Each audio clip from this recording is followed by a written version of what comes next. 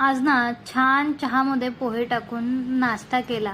कोकणातला फेमस नाश्ता आहे बरं. खूप छान आणि टेस्टी लागतात. तुम्हीही घरी असा नाश्ता नक्की करून पहा.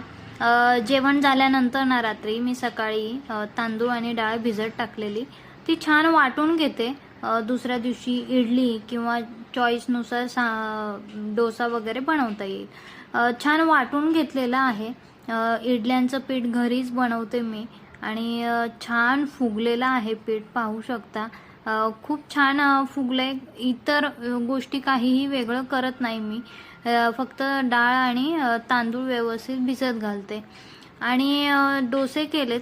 सकाळी नाश्त्याला तर डोसे केले. अरे पण ती रील बनवायची राहिली. इडली, डोसा, चटणी, सांबर वगैरे असो. छान असे डोसे झालेले आणि मुलींना खूप आवडतो हा नाश्ता.